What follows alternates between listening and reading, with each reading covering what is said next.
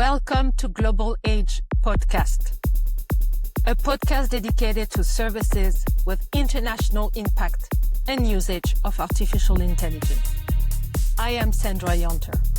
My goal here is to share tips and advice from our guests about how to run an international business and highlight the potential benefit they find in artificial intelligence to support their success.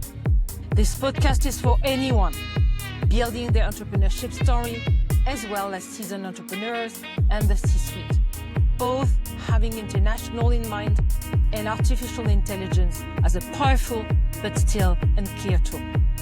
I hope you all enjoy watching or listening to this as much as I am enjoying interviewing my guests. Je suis vraiment ravie de te recevoir dans mon podcast Global Age Podcast, Virginie. Tu es référence IA, tu es responsable du Learning Center à l'ISC Paris et tu travailles activement à intégrer l'intelligence artificielle dans les cours. Donc la question que je me posais, c'est d'un côté, quelles mesures les écoles de commerce sont contraintes, plus ou moins, d'utiliser l'intelligence artificielle pour être plus performantes peut-être, pour être plus en phase avec les besoins des étudiants, et puis aussi comment les étudiants utilisent eux-mêmes l'intelligence artificielle et quels sont leurs besoins. Donc, peut-être commencer par ton parcours et puis ton rôle au sein de l'ISC. Ok, alors je suis ravie d'être avec toi ici aujourd'hui. Merci beaucoup pour l'invitation. Moi, je m'appelle Virginie Papadopoulou. J'ai commencé mon parcours en Grèce, à l'université d'Athènes, où j'ai fait une licence en lettres modernes.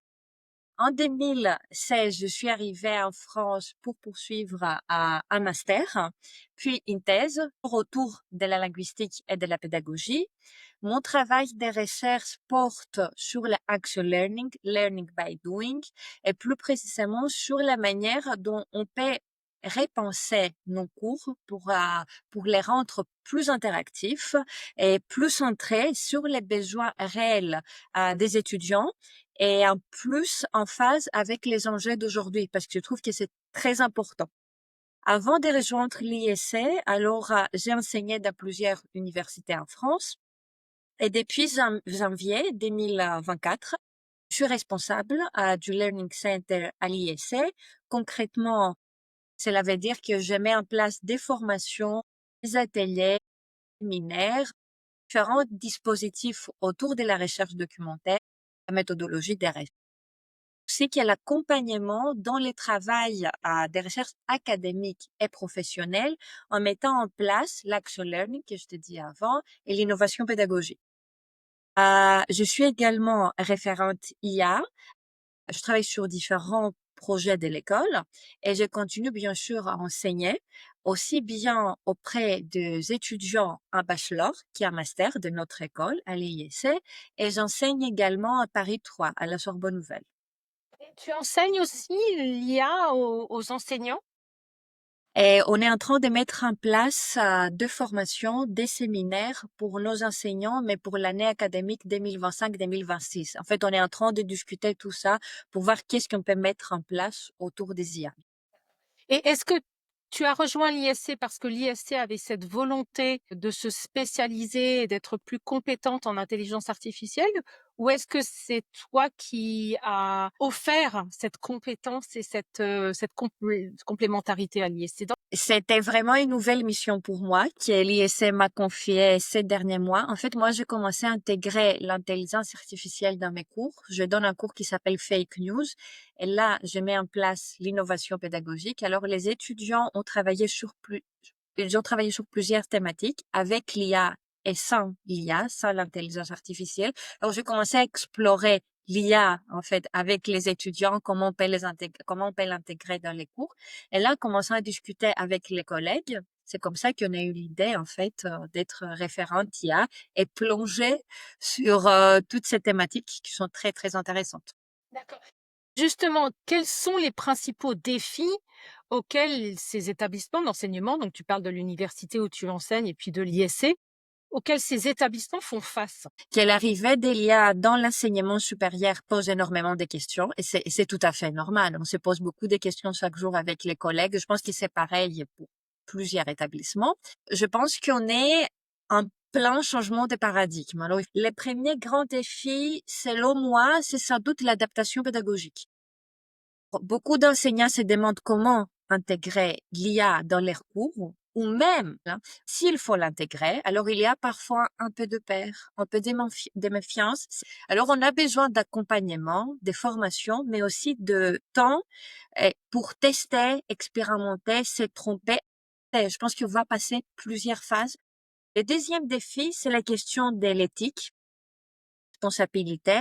Il faut apprendre aux étudiants à utiliser l'IA de manière intelligente et critique mais comment utiliser l'IA? C'est là où il faut se poser des questions et c'est là où les écoles de commerce et les universités doivent répondre. En fait, il faut utiliser l'IA pas pour tricher, mais s'en servir comme un outil d'apprentissage. Alors, ça demande vraiment de revoir certaines règles, une pratique d'évaluation et surtout d'ouvrir un vrai dialogue autour de ces usages. En fait, quel outil utiliser? Qu'est-ce que je vais mettre en place pour mes étudiants, mais pour mes enseignants aussi et pour les staffs aussi? Comment assurer la sécurité des données? Question très importante. Et comment intégrer tout ça dans une stratégie globale? Et enfin, un défi important que je trouve qu'il faut pas oublier, c'est l'égalité des chances. Tous les étudiants n'ont pas les mêmes compétences numériques, ni les mêmes accès aux outils. Et à l'IEC, on essaie justement d'aborder tous ces défis-là de manière collective en impliquant les enseignants, étudiants, pédagogie, staff. Moi, je trouve que c'est vraiment une période passionnante parce qu'on est en train de repenser profondément ce que veut dire apprendre et enseigner aujourd'hui, en fait. Est-ce que tu peux donner plus de détails sur ta perception de l'IA comme transformateur d'expérience d'apprentissage? Moi, je trouve que l'intelligence artificielle peut transformer l'expérience d'apprentissage de manière très profonde, mais attention, à condition qu'on utilise avec attention et pédagogie. Sinon, on ne peut pas changer les choses. Sinon, on va voir qu'il y a des résultats négatifs. Grâce à certains outils, je trouve que les étudiants peuvent apprendre à leur propre rythme avec des explications adaptées à leur niveau, à leurs besoins, à leurs difficultés. L'IA peut proposer des exercices ciblés, reformuler des concepts ou encore offrir des retours immédiats sur des travaux. Je trouve que c'est une vraie révolution, surtout pour des étudiants qui peuvent parfois se sentir perdus dans des groupes très hétérogènes. Ensuite, je trouve que l'IA peut aussi stimuler l'autonomie, la créativité de nos étudiants. Quand on apprend à s'en servir intelligemment, encore une fois intelligemment, l'intelligence artificielle devient un partenaire en fait et pas un danger. Alors, elle aide à structurer ses idées, à explorer de nouvelles pistes. Ça redonne du sens à son rôle, celui d'accompagnateur, de médiateur, facilitateur. L'IA peut automatiser certaines tâches, mais elle ne remplace pas les liens humains, la nuance, les regards critiques. Et c'est justement là où on peut faire la différence, parce que c'est là où les enseignants, les étudiants se posent beaucoup de questions. Hein. J'aime beaucoup ton regard sur l'enseignement. Mais est-ce que tu reçois une réponse positive de l'ensemble des enseignants quand tu tiens ce discours et quand tu arrives avec ces formations sur l'IA, ou est-ce que tu sens globalement plutôt une crainte ou un doute sur la pertinence ou l'utilité de l'IA auprès des enseignants, hein, vraiment? Oui, bien sûr, c'est tout à fait normal qu'il y ait des craintes ou des résistances parce qu'on parle d'un changement profond. Hein. On change carrément l'enseignement. C'est un changement, je trouve, culturel dans la manière d'enseigner et les inquiétudes, très souvent, sont variées. Je dirais que certains étudiants ont peur que l'intelligence artificielle remplace les rôles et c'est là où il faut faire attention. Et d'autres ne se sentent pas à l'aise techniquement ou craignent une perte de contrôle sur les contenus. Et il y a aussi des questions éthiques qu'il faut pas oublier, c'est-à-dire est-ce qu'on encourage la triche avec l'intelligence artificielle? Est-ce que les étudiants vont encore faire l'effort de réfléchir par eux-mêmes? à tout ça, l'approche que j'essaye vraiment d'avoir, c'est d'abord d'écouter, de rassurer et de dédramatiser. L'IA ne va pas remplacer les enseignants. Elle peut les libérer de certaines tâches répétitives pour qu'ils se concentrent de l'autre côté davantage sur ce qui fait la richesse de leur métier, l'accompagnement, l'interaction, la pédagogie. Ensuite, ce que moi je fais personnellement, c'est que je propose un temps d'échange, des formations, des constructions. Il ne s'agit pas d'imposer des outils. Il n'y a aucun intérêt d'imposer l'intelligence artificielle aux enseignants, mais de créer un espace de confiance où chacun peut tester, poser des questions. On est là pour discuter avec eux, hein. On avance étape par étape, montrer des cas concrets, des bonnes pratiques et surtout, je trouve, en adaptant les outils aux besoins de chaque discipline. Ce qui fonctionne bien aussi, c'est de valoriser les initiatives déjà en place, les partager avec les autres permet de créer une dynamique positive. Alors, l'idée, c'est vraiment de construire une culture commune autour de l'IA avec bienveillance, curiosité et esprit critique. Tu as aussi été formé par la société Trendy à la fresque des IA pédagogiques. Et en quoi cela consiste et quel impact ça a pu justement avoir ou quelle utilité? Alors, moi, j'étais formée par Raphaël Grasset, par la boîte Trend pour la fresque des IA pédagogiques et je trouve que c'est un projet très, très chouette. Alors, la fresque des IA pédagogiques est un atelier collaboratif créé par Tredi, comme on a dit avant, pour sensibiliser les enseignants à l'impact de l'intelligence artificielle dans l'éducation.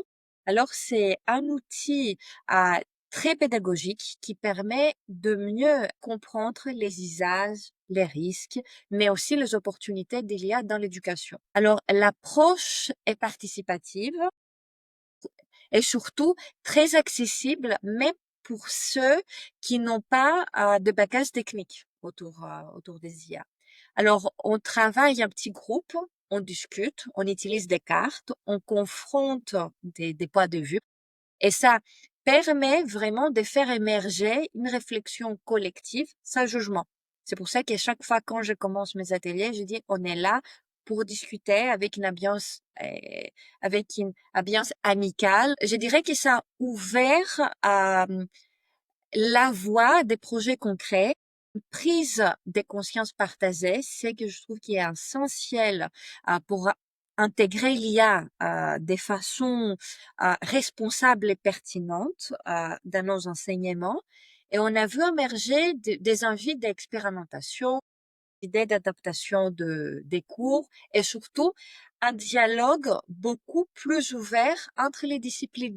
Et dis-moi, tu es aussi à l'origine du prix des IA en collaboration avec la direction des programmes. Quels sont les objectifs? Alors, les prix des IA, c'est une initiative qu'on a lancée avec la direction des programmes pour être en lumière les projets étudiants, enseignants et staff qui utilisent l'intelligence artificielle de manière innovante, responsable et pertinente. Alors, l'objectif principal, c'est d'encourager nos collègues et nos étudiants aussi à s'approprier l'IA, non pas comme une simple aide technique, mais comme un vrai, je dirais comme un vrai levier de création, d'analyse. Au-delà du concours en lui-même, c'est un excellent, je trouve que c'est un excellent, on trouve, hein, que c'est avec Aurélie, que c'est un excellent point de départ pour des échanges pédagogiques, des partages d'expériences et parfois même pour faire évoluer certains modules de cours. C'est un projet qui illustre bien notre volonté à l'IEC Paris de mettre l'IA au service de l'apprentissage. L'IA est là pour nous aider, pour évoluer de façon concrète, éthique et bien sûr ouverte. Est-ce que tu penses que ça contribue à préparer le monde de l'enseignement? Je pense que ces projets-là nous aident aussi à imaginer, en fait, l'enseignement supérieur dans 5 ans, dans 10 ans, par exemple. Et je pense que l'enseignement supérieur va profondément évoluer et pas forcément dans le sens, si je peux dire comme ça, dans le sens d'une ubérisation ou d'une automatisation totale. Alors, au contraire, je pense qu'il y a va surtout nous forcer à revenir à l'essentiel, l'essence, la relation, la pensée critique.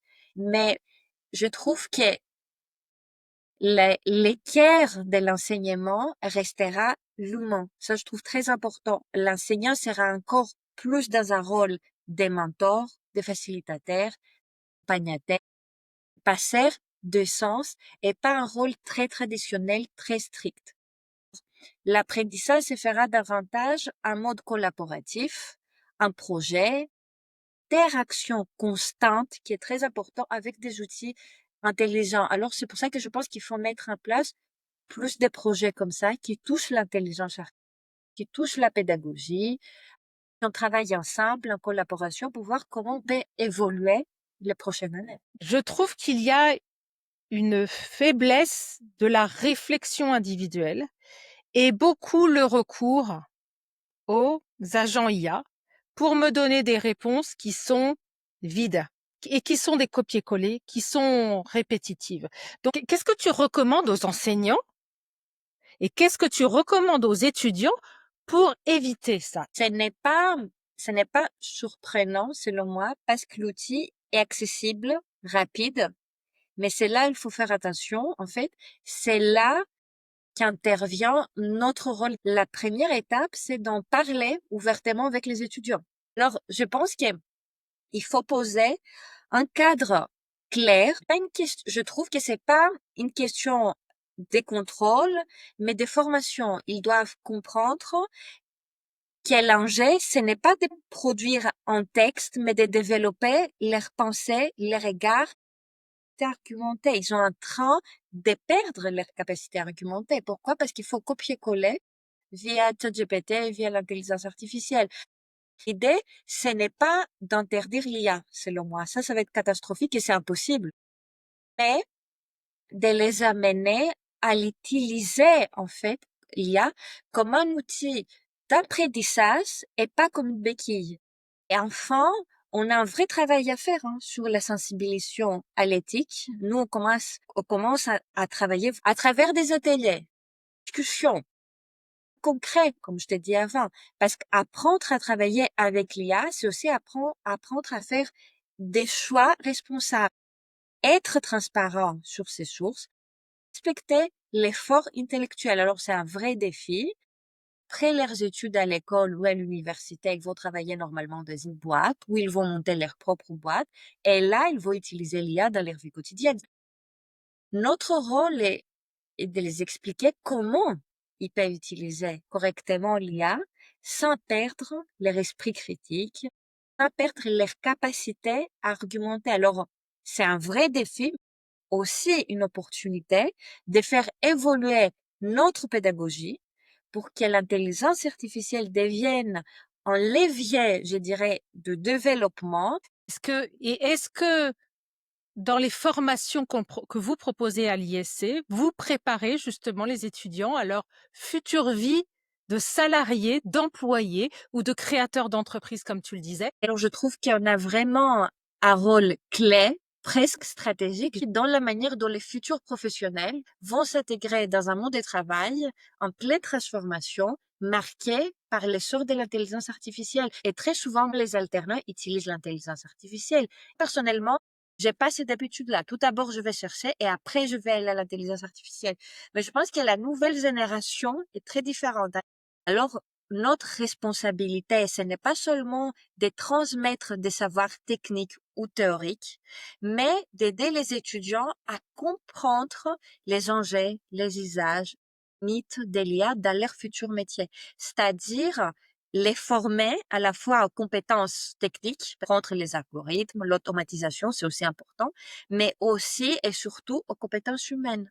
La pensée critique, la créativité, la collaboration avec les camarades, la capacité à poser un regard réflexif sur la technologie est très importante et nous, on essaie vraiment à l'ISC à les faire, travailler sur ça avec les étudiants actuels, mais avec les étudiants des prochaines années pour nos futurs programmes. Mais l'ISC, par exemple, on commence à travailler, à voir comment on peut mettre en place des projets transversaux, comme je t'ai dit, les prix de l'IA pour encourager les usages responsables de l'IA, des ateliers de sensibilisation pour les enseignants, pour les étudiants, et une vraie réflexion sur comment accompagner les étudiants, non pas des simples utilisateurs d'IA, parce que ça, je trouve que c'est facile, mais des professionnels capables de l'utiliser intelligemment et avec discernement. Et en résumé, l'école et les universités ont un rôle fondamental pour que les étudiants ne soient pas dépassés par ces transformations, en fait, mais qu'ils deviennent acteurs de ces nouveaux mondes, capables de les comprendre, de questionner et d'y apporter de la valeur, de ne pas. J'imagine que tu as fait une comparaison avec d'autres pays sur leur avancée par rapport à l'enseignement, l'utilisation de l'IA dans l'enseignement.